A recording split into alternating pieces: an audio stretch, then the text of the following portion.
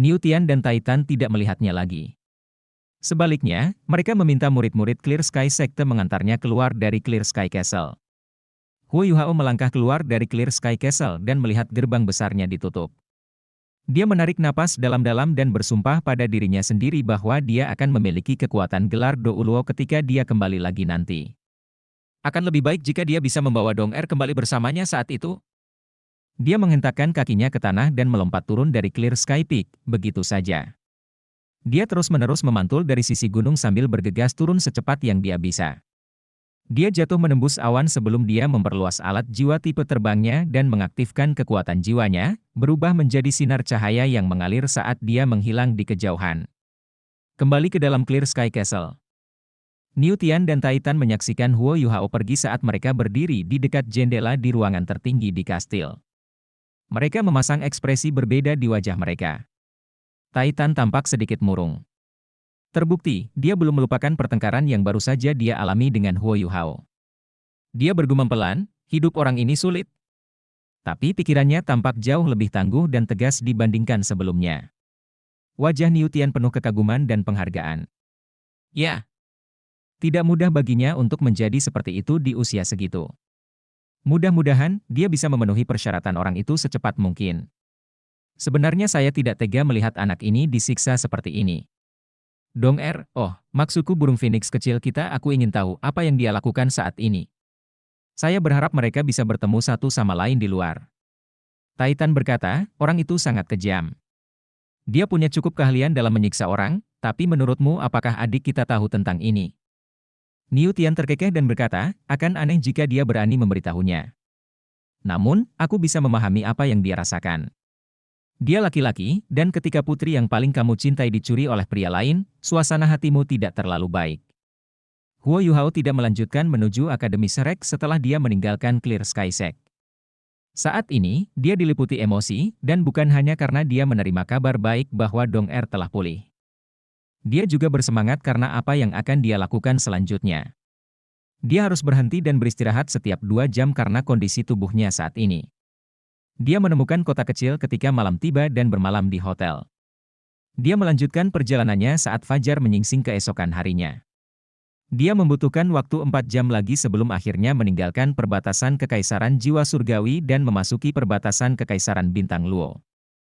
Dia langsung menuju ibu kota kerajaan Bintang Luo, kota Bintang Luo. Saat itu tengah hari sebelum kota Bintang Luo terlihat. Huo Yuhao melambat, turun dari langit dan mendarat di tanah. Kota Bintang Luo adalah ibu kota kerajaan Bintang Luo, dan pertahanan udara mereka sangat ketat dan ketat. Dia bisa mendapat masalah kapan saja dalam jarak 50 km dari kota Bintang Luo, jadi Huo Yuhao mendarat di tanah jauh sebelum itu. Selain itu, dia tidak perlu pergi ke kota Bintang Luo untuk mencapai tujuannya. Huo Yuhao menemukan tempat yang sunyi dan terisolasi tanpa orang dan melepaskan alat jiwa tipe terbangnya. Dia menarik segala sesuatu yang relatif menarik perhatian dari tubuhnya dan menempatkannya ke dalam cincin jiwa tipe penyimpanannya. Dia memutar cincinnya sehingga Starlight Sapphire menghadap telapak tangannya. Kecuali dia membuka tangannya untuk dilihat orang lain, tak seorang pun akan melihat permata yang mempesona itu. Dia melepas seragam Shrek dan mengenakan pakaian Rami sebelum mengeluarkan serangkaian botol dan kaleng cat dan krim. Mengubah penampilannya adalah bagian dari pelatihan yang dia terima selama Ultimate Soldier Plan. Meskipun dia merasa sedikit asing dengan proses saat dia menyamar, standarnya tetap ada. Tidak butuh waktu lama untuk mengubah penampilannya menjadi seorang pemuda sederhana yang terlihat biasa-biasa saja. Dia terlihat sangat sederhana dan jujur, dan pada saat yang sama sangat rendah hati. Dia tampak seperti berusia 20 tahun lebih sedikit, penampilannya sulit dibedakan di tengah kerumunan orang. Huo Yuhao memeriksa penampilannya setelah merias dirinya dan mengangguk dengan puas sebelum dia mulai berjalan menuju kota Bintang Luo. Namun, tujuannya bukanlah kota Bintang Luo. Dia tidak menggunakan kekuatan jiwa, jadi dia tidak bergerak secepat itu. Setelah sekitar 1 jam, sekelompok bangunan memasuki pandangannya. Huo Yuhao segera menghentikan langkahnya ketika dia melihat bangunan ini. Dia mengepalkan tangannya perlahan dan mengatupkan bibirnya erat-erat. Di mana ini? Tempat ini dulunya adalah rumahnya. Kediaman Adipati Macan Putih, tempat di mana dia bersumpah untuk kembali lagi agar dia bisa membalaskan dendam ibunya. Sejak ibunya meninggal, tempat ini bukan lagi rumahnya. Sebaliknya, ini telah menjadi tempat tinggal musuh-musuhnya. Wajah Adipati Macan Putih, Dai Yueheng, dan Dai Huabin dengan cepat muncul di benaknya. Kebencian dan balas dendam yang ditekan Huo Yuhao jauh di dalam hatinya langsung meletus seperti air mancur. Aku kembali, Ibu. Meskipun aku belum cukup kuat, aku akan berada di masa depan, dan aku pasti akan membalaskan dendammu untuk selamanya. Dia mempercepat langkahnya sambil berjalan cepat menuju kediaman Adipati Macan Putih. Tentu saja, dia tidak akan memasuki istana Adipati Macan Putih. Sebaliknya, ia melanjutkan perjalanan menuju sepetak bukit kecil di sisi yang membatasi kediaman Adipati Macan Putih. Huo Yuhao dibesarkan di tempat ini, dan dia masih sangat akrab dengannya meskipun dia sudah bertahun-tahun tidak kembali ke sini. Dia dengan cepat menemukan tujuannya. Sebuah nisan tinggi muncul di kejauhan. Nisan ini tingginya setidaknya 2 meter, lebar dan luas. Lingkungannya telah direnovasi dan dihias dengan granit dan tampak bagus dan indah. Bahkan ada ukiran kaisar binatang di permukaan batu nisan, mengawasi orang yang dikebumikan di sana. Ada kuburan di balik batu ini, juga terbuat dari granit. Mata Huo Yuhao menjadi basah saat melihat batu nisan ini. Dia mengambil beberapa langkah cepat ke depan, dan tulisan di permukaan batu nisan terlihat jelas di hadapannya. Makam istriku, Huo Yun. Nama Dai Hao terukir di bawah prasasti ini. Ini adalah makam ibu Huo Yuhao, tapi sangat berbeda dengan saat dia meninggalkan tempat ini. Saat itu, dia masih muda dan belum mampu menguburkan ibunya secara megah. Dia hanya bisa menggunakan penanda kuburan kayu yang dia ukir dan pahat dengan tangannya sendiri, dan beberapa loes. Saat ini nisan ibunya telah direnovasi, namun masih berada di tempatnya semula.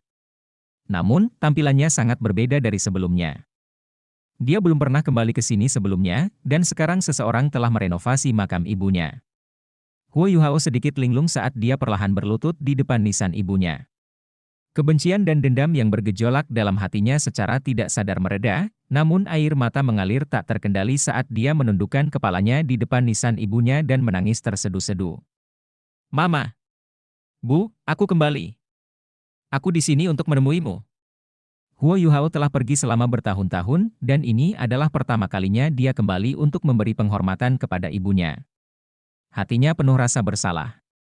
Huo Yuhao menjadi semakin kuat selama bertahun-tahun dan telah bekerja sangat keras hingga dia hampir tidak beristirahat sama sekali.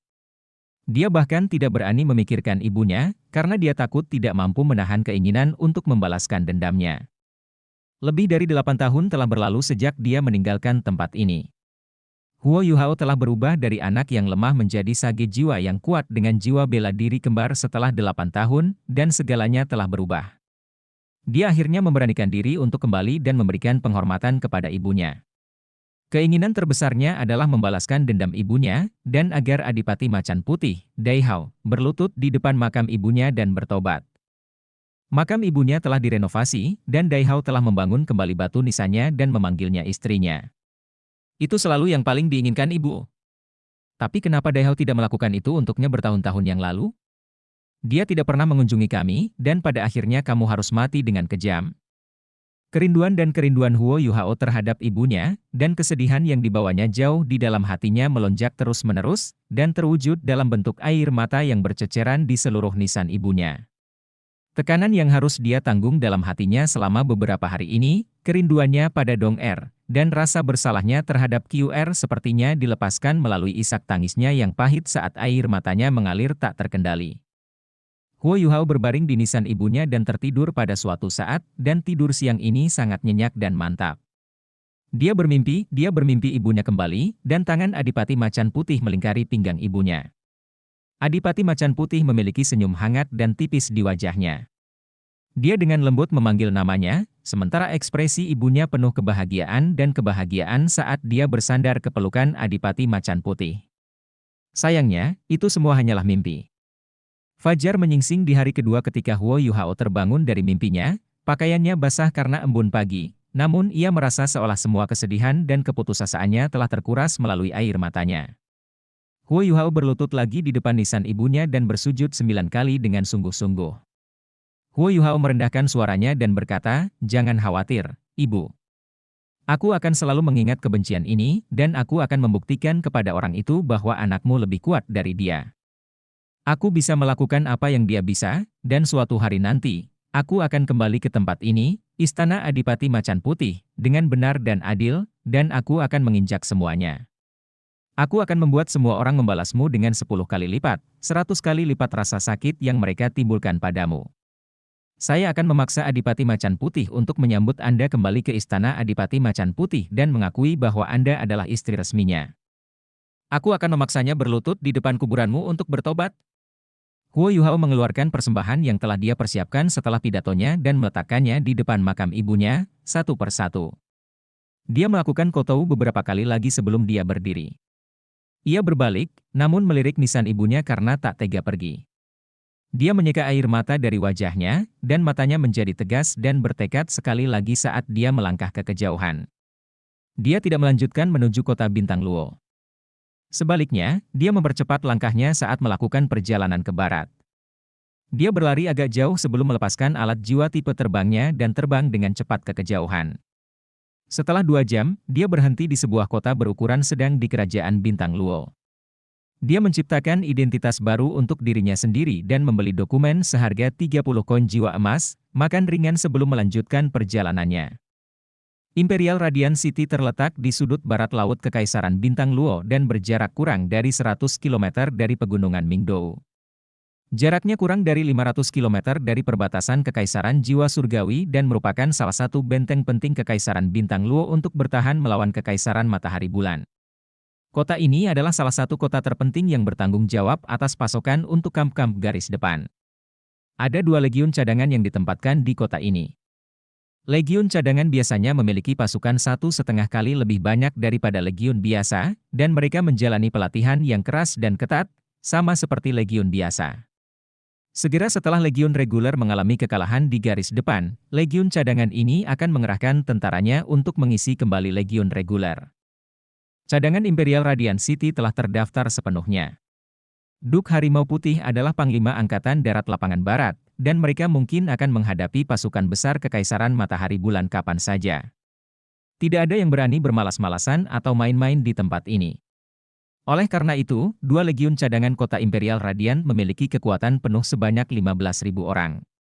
Mereka dapat mengirim tentara ke garis depan dalam waktu 4 jam selama garis depan membutuhkannya. Imperial Radiant City juga merupakan lumbung penting bagi Korps Barat. Tembok kota kokoh dan tebal, serta keamanannya ketat dan ketat. Semuanya ditangani oleh bawahan paling terpercaya Duk Macan Putih. Kedua legiun cadangan ini secara kolektif dikenal sebagai Tentara Lapangan Barat, dan masing-masing dikenal sebagai Legiun Cadangan ke-4 dan Legiun Cadangan ke-6. Baru-baru ini, kedua pasukan ini mulai merekrut tentara baru, karena sejumlah tentara yang sudah lanjut usia telah pensiun dari ketentaraan. Kekaisaran Matahari Bulan adalah ancaman besar, jadi Kekaisaran Bintang Luo telah memasang jaring lebar untuk mendapatkan darah baru. Hal ini terutama berlaku bagi para veteran yang pernah berperang sebelumnya, dan Kekaisaran mempertahankan mereka dengan memperlakukan mereka dengan sangat baik. Namun meski begitu, manusia pada akhirnya harus menjadi tua. Tubuh manusia normal akan mulai menua lebih cepat setelah mereka melewati usia 40, dan menjadi sangat sulit bagi mereka untuk mempertahankan kondisi yang diperlukan di ketentaraan. Sejumlah veteran pasti akan pensiun setiap tahun baik dari tentara reguler maupun cadangan. Tentara baru harus direkrut untuk menggantikan para veteran yang sudah pensiun. Legiun Cadangan ke-6 Angkatan Darat Lapangan Barat saat ini sedang merekrut prajurit-prajurit baru tersebut. Cadangan ke-4 baru saja berhenti merekrut kemarin. Karena suasana di perbatasan yang mencekam, banyak keluarga dari kota-kota di sepanjang perbatasan tidak bersedia membiarkan anaknya mendaftar. Jika anak-anak mereka menjadi tentara, ada kemungkinan mereka akan melangkah ke medan perang, dan itu berarti mereka berada dalam bahaya. Oleh karena itu, rekrutmen Legiun Cadangan ke-4 tidak berhasil. Namun, perekrutan mempunyai manfaatnya. Ini adalah cara terbaik bagi orang-orang yang terperosok dalam kemiskinan untuk menjadi kaya dengan melakukan perbuatan baik, dan dinas militer adalah jalan pintas tercepat untuk meningkatkan pangkat sosial. Oleh karena itu, ada beberapa anak muda yang percaya bahwa tubuhnya cukup kokoh dan berani untuk maju menjadi tentara. Legiun Cadangan ke-6 ditempatkan di sisi barat Imperial Radiant City. Tempat di mana mereka merekrut tentara baru menghadap gerbang Imperial Radiant City, dan semua orang yang masuk atau keluar kota dapat dengan jelas melihat stan Legiun. Pada saat ini, beberapa veteran terus-menerus meneriaki anak-anak muda yang berjalan di sepanjang jalan. Legiun Cadangan ke-6 sedang merekrut tentara. Anda akan diberikan kompensasi dan gaji yang besar. 4 koin jiwa perak diberikan setiap bulan sebagai gaji prajurit, dan kami tidak akan pernah menurunkan jumlah itu. Anda akan mendapat makan 3 kali sehari, dan 2 kali makan dijamin mengandung daging. Seragam dan senjata akan diberikan segera setelah Anda lulus audit. Menjadi seorang prajurit adalah usaha yang mulia. Anda akan melindungi kekaisaran. Anda dipersilakan untuk bergabung dengan Legiun Cadangan ke-6. Kata-kata para veteran ini efektif sampai batas tertentu. Banyak anak muda yang bersedia mendaftar berasal dari keluarga miskin, dan gaji serta makanan tentara adalah hal yang paling mereka harapkan.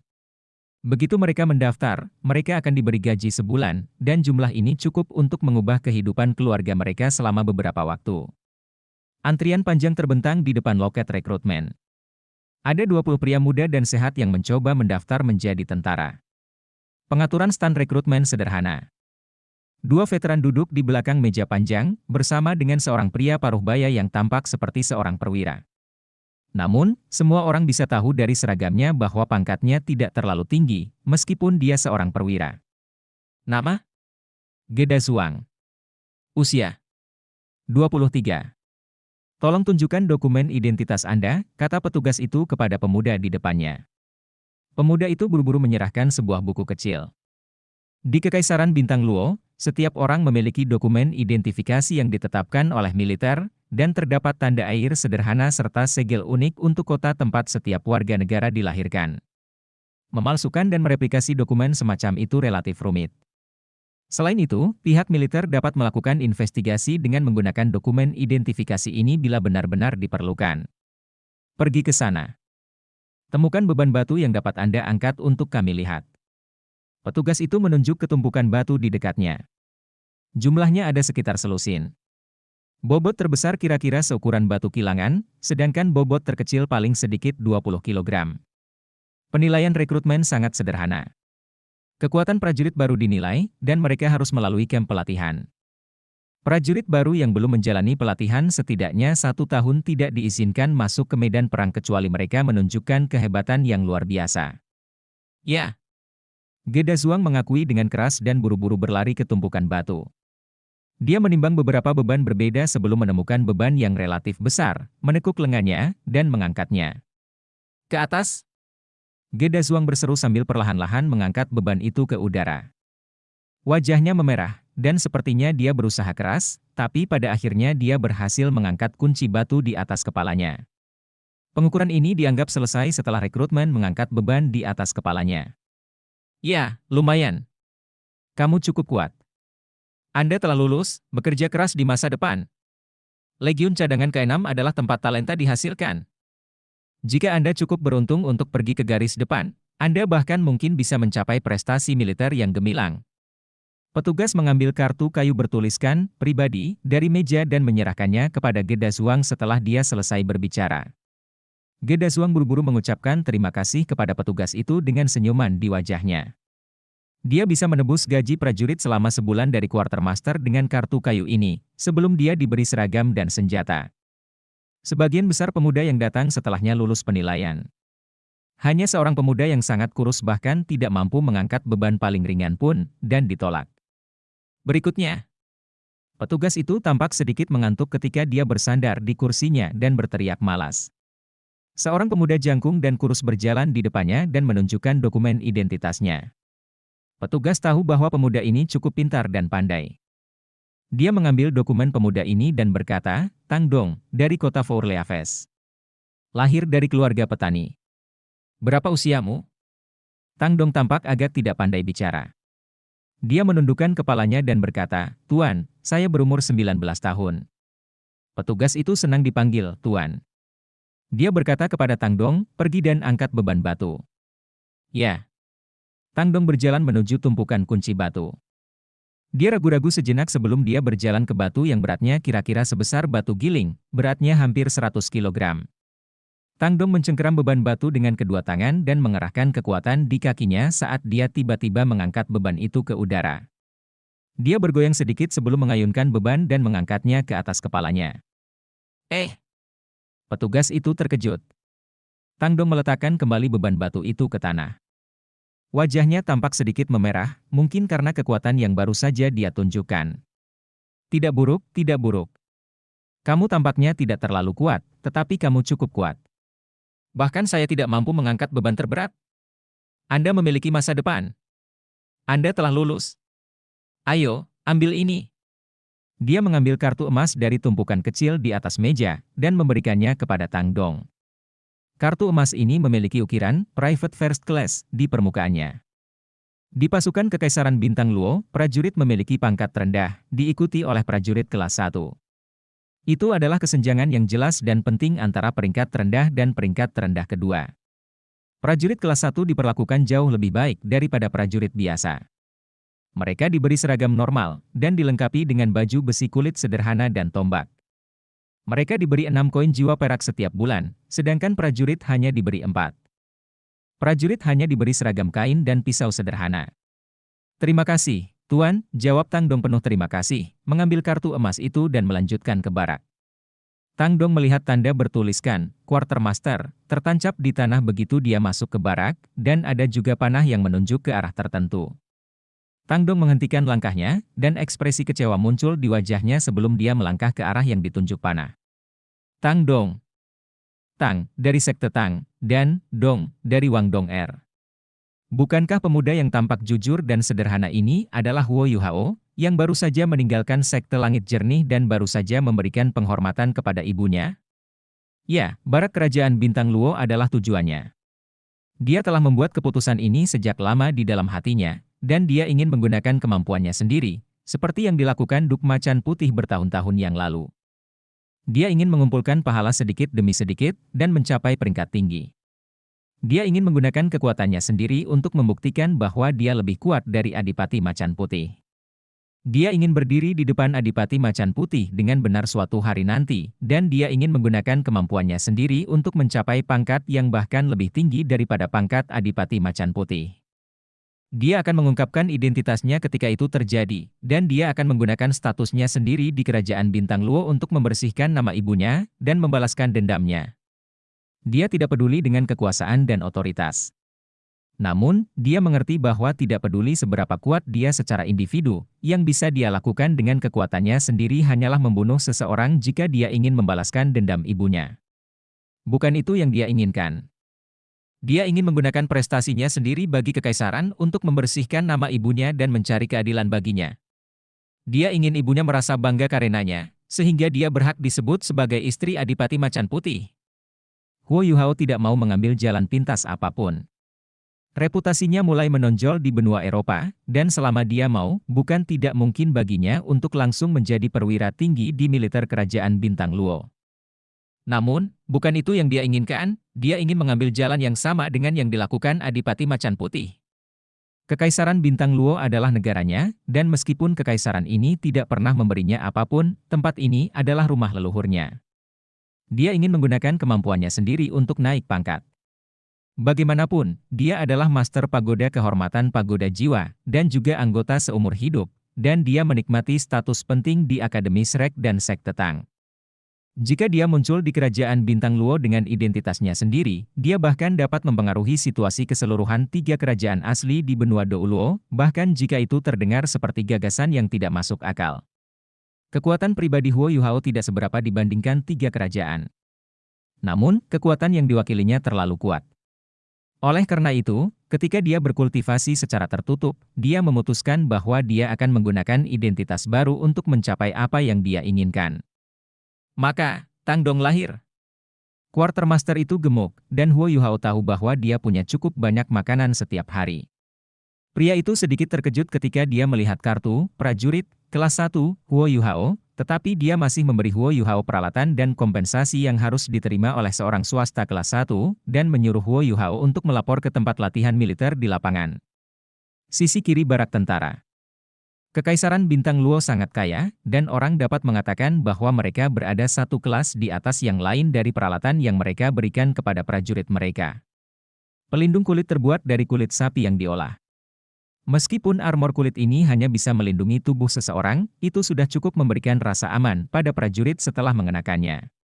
Tombak itu panjangnya sekitar 12 kaki, dan terbuat dari kayu putih yang sangat fleksibel. Ujung baja tombak itu panjangnya 0,5 meter, dan berkilau dengan cahaya dingin, tanpa 1 inci pun karat. Prajurit diberi 2 seragam yang terbuat dari kanvas yang bagus. Seragam itu sangat kuat, dan meskipun memakainya tidak terlalu nyaman, seragam itu pastinya tahan lama, dan tahan terhadap keausan. Huo Yuhao segera mengganti seragamnya dan baju besi kulitnya, meraih seragam lainnya dengan tangan kiri dan tombaknya dengan tangan kanannya sebelum dia berlari menuju lapangan latihan di sisi kiri kamp tentara. Tempat latihannya sangat luas, Huo Yuhao hampir tidak bisa melihat akhirnya. Ada barisan-barisan yang bekerja keras di lapangan latihan, dan kompi kavaleri bergerak ke kiri dan ke kanan. Para prajurit Legiun Cadangan ke-6 jelas sedang berlatih keras. Sistem militer Kekaisaran Bintang Luo diatur dalam urutan menaik, tim kecil, tim menengah, tim besar, batalion, divisi, dan legiun. Sebuah tim kecil terdiri dari 10 orang. Sebuah tim menengah terdiri dari 5 tim kecil, yang totalnya berjumlah 50 orang. Satu tim besar terdiri dari 3 tim sedang yang berjumlah 150 orang, sedangkan satu batalion terdiri dari 3 tim besar yang berjumlah 450 orang. Satu divisi terdiri dari 3 batalion, dengan jumlah total 1.350 orang, sedangkan legiun reguler terdiri dari 6 divisi, 7.210 tentara. Ditambah unit transportasi dan unit logistik, serta unit pembantu lainnya, satu legiun berisi total sekitar 10.000 orang. Cadangannya sedikit berbeda.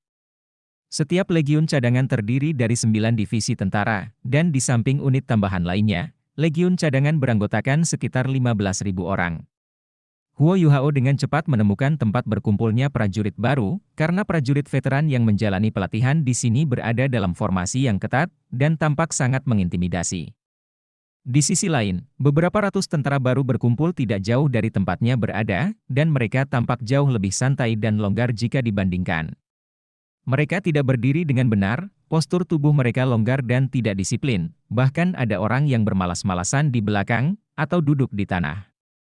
Huo Yuhao buru-buru berlari begitu dia menemukan kelompok ini. Ada 3 pria berdiri di depan prajurit baru itu, yang tampak seperti perwira. Membedakan perwira sangatlah sederhana, mereka yang mengenakan baju besi emas pastilah perwira, dan setidaknya merupakan pemimpin tim tingkat menengah. Prajurit seperti Huo Yuhao, yang juga mengenakan baju besi kulit kelas 1 swasta, biasanya akan menjadi pemimpin tim kecil. Pemimpin tim menengah mengenakan baju besi rantai, dan hanya pemimpin tim besar, atau petugas yang berpangkat lebih tinggi dari pemimpin tim besar yang bisa memakai baju besi pelat. Perwira seperti komandan batalion, komandan divisi, dan komandan legiun mengenakan baju besi yang terbuat dari bahan berbeda. Mereka dibedakan satu sama lain dengan tanda-tanda khusus, seperti warna bulu-bulu di helm mereka, atau warna jubah mereka, perlengkapan pengawal mereka, DLL. Para pengawal Marshal Angkatan Darat Lapangan Barat, Adipati Macan Putih Daihao, semuanya mengenakan baju besi rantai. Ini berarti bahwa mereka semua setidaknya adalah pemimpin tim tingkat menengah. Rekrut Tang Dong, lapor. Huo Yuhao berjalan cepat di hadapan ketiga petugas itu. Dia tidak tahu cara memberi hormat militer apapun, tapi dia tahu cara berdiri tegak. Ketiga petugas itu mengenakan baju besi chainmail. Ketika mereka melihat pelindung kulit di tubuh Huo Yuhao, wajah mereka menunjukkan keterkejutan. Petugas yang berdiri di tengah memiliki tubuh yang kokoh dan berotot, dan tampaknya berusia sekitar 30 tahun. Dia berkata, kamu pasti yang menjadi private first class. Sepertinya fisikmu tidak buruk. Namamu Tang Dong, kan? Kemarilah. Dia melambai pada Huo Yuhao. Huo Yuhao dengan cepat mengambil beberapa langkah ke depan dan tiba di depan ketiga petugas itu. Kesadaran Huo Yuhao bergetar, tapi dia tidak bisa merasakan gelombang kekuatan jiwa dari ketiga petugas ini. Perwira biasanya dipromosikan karena 2 alasan berbeda. Yang pertama adalah promosi karena akumulasi prestasi militer, sedangkan yang kedua adalah promosi karena peningkatan kekuatan tempur. Namun, perwira yang naik pangkat karena kekuatan tempurnya biasanya tidak menjadi komandan. Prajurit normal juga mempunyai peluang untuk menjadi perwira tinggi, dan harus mengumpulkan prestasi militer. Namun, kenaikan peringkat mereka jauh lebih menantang dibandingkan dengan master jiwa. Pada akhirnya, seorang master jiwa dianggap sebagai profesi paling agung dan berkuasa di benua Douluo. Tidak peduli berapa banyak usaha yang dilakukan orang normal, dia hampir pasti akan dikalahkan dan dibunuh oleh seorang master jiwa jika dia bertarung sendirian di medan perang. Petugas itu mengamati Huo Yuhao beberapa saat. Dia tidak tahu dari penampilan Huo Yuhao betapa dia berbeda dari orang normal. Dia mengerutkan kening dan berkata, "Tang Dong, bagaimana kamu bisa menjadi murid privat kelas 1?" Huo Yuhao tersenyum sederhana dan jujur dan berkata, "Tuan, saya cukup kuat, dan petugas perekrutan membiarkan saya menjadi kelas privat karena itu." "Kamu kuat? Ayo, kita coba." Dia mengulurkan tangan kanannya ke arah Huo Yuhao saat dia berbicara. Huo Yuhao mengalihkan tombaknya ke tangan kirinya dan menyampirkan seragamnya ke lengan kirinya sehingga dia bisa melepaskan tangan kanannya. Tangan kanan Huo Yuhao menggenggam tangan kanan petugas, dan telapak tangan petugas langsung berkontraksi seiring gelombang kekuatan yang dianggap cukup kuat untuk orang normal menekan tangan kanan Huo Yuhao. Tapi bagaimana kekuatan kecil ini bisa berarti apa-apa bagi Huo Yuhao? Dia bahkan tidak perlu menggunakan kekuatan jiwa apapun, fisiknya sudah jauh lebih kuat dari orang normal. Huo Yuhao tidak melawan. Sebaliknya, dia membiarkan petugas itu memutar dan mencengkeram sebanyak yang dia inginkan. Petugas itu merasa seolah telapak tangan Huo Yuhao terbuat dari baja, dan dia tidak bisa membuat Huo Yuhao bergerak 1 inci pun tidak peduli seberapa besar kekuatan yang dia gunakan. Sangat kuat. Petugas ini tidak melanjutkan kontes. Perwira berpangkat lebih rendah ini semuanya adalah veteran di ketentaraan, dan dia tidak ingin mempermalukan dirinya sendiri di depan begitu banyak rekrutan. Dia menguji Huo Yuhao sejenak sebelum melepaskan cengkeramannya, dan memberi isyarat pada rekrutan di depannya. "Bergabunglah dengan formasi." "Ya, Pak." Huo Yuhao mengakui ketika dia berbalik dan berlari ke barisan rekrutan. Sebagian besar rekrutan ini memiliki wajah penasaran dan baru. Semua orang menyaksikan tentara lainnya berlatih tidak jauh dari tempat mereka berada. Ada yang menggosok-gosokkan tinjunya, dan ada pula yang begitu malas hingga berbaring dengan posisi berbeda. Setiap orang berada pada posisi yang berbeda. Namun, petugas tidak mengatakan apapun untuk membatasi mereka. Mereka hanya berdiri di depan semua orang dan berbicara dengan lembut, mengobrol satu sama lain. Perilaku mereka bisa membingungkan orang lain. Tapi bagaimana mereka bisa membingungkan mata Asura Huo Yuhao, yang kekuatan spiritualnya sudah berada di alam material konkret? Huo Yuhao memberikan perhatian lebih, dan menemukan bahwa meskipun ketiga petugas ini sepertinya tidak peduli dengan rekrutan tersebut, namun kenyataannya, perhatian mereka memang terfokus pada rekrutan tersebut, dan mata mereka menjadi tajam dan fokus dari waktu ke waktu saat mereka mengamatinya. Tentu saja, Huo Yuhao tidak mengingatkan rekrutan di belakangnya. Sebaliknya, dia berdiri tegak di dekat tepi formasi, dan tidak bergerak sedikit pun saat dia menunggu dengan tenang. Tentara baru terus berdatangan dan menambahkan diri mereka ke dalam formasi, dan kelompok rekrutan ini menjadi semakin besar. Jumlahnya sekitar 500 ketika tengah hari tiba. Salah satu dari 3 petugas itu tiba-tiba berbalik dan berlari menjauh. Tidak butuh waktu lama sebelum petugas lain yang mengenakan baju besi pelat baja perak berkilau diantar kembali oleh petugas yang berlari menjauh di depan para rekrutan tersebut. Aura petugas baru ini sangat berbeda. Dia tinggi, dan wajahnya yang persegi panjang menunjukkan tanda keagungan dan martabat. Para rekrutan ini telah berdiri sejak lama, dan mereka sudah berkeliaran ke segala arah, tetapi sekarang mereka sudah sedikit terbentuk. Bahkan mereka tahu bahwa perwira baru ini adalah perwira yang berpangkat tinggi.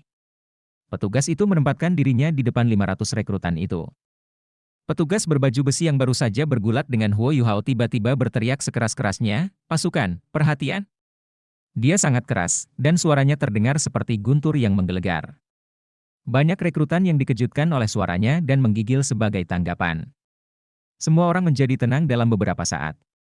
Petugas berbaju besi mengamati orang-orang yang direkrut sambil merendahkan suaranya dan berkata, "Dengarkan.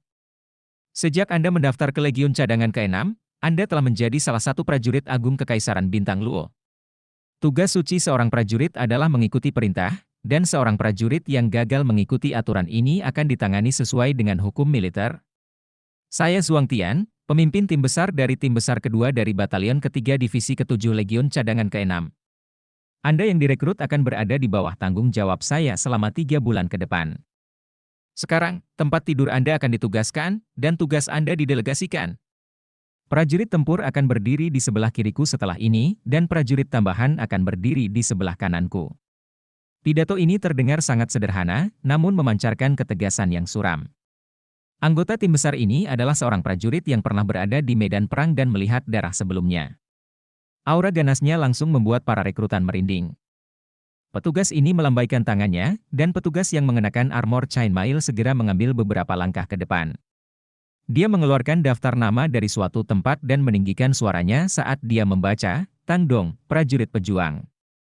Bertanggung jawab atas tempat tidur untuk tim besar. Huo Yuhao tidak menyangka namanya akan dipanggil terlebih dahulu, tetapi reaksinya cepat, dan dia langsung berlari ke sisi kiri pemimpin tim besar dan berdiri tegak. Dia berdiri tegak dan tidak menggerakkan satu otot pun, seperti yang dia lakukan selama ini, tapi ekspresinya sedikit bodoh dan naif dari awal hingga akhir. Nama-nama dipanggil satu demi satu, dan semakin banyak orang dengan cepat berdiri di belakang Huo Yuhao. Namun, beberapa tentara muncul di sisi lain, dan rekrutan yang ditugaskan di sana memiliki wajah hitam. Tentara pembantu dan prajurit tempur memiliki status yang sangat berbeda di militer. Dalam keadaan normal, hanya tentara tempur yang dapat mengumpulkan cukup banyak prestasi militer untuk dipromosikan, sementara tentara tambahan memiliki peluang yang jauh lebih kecil.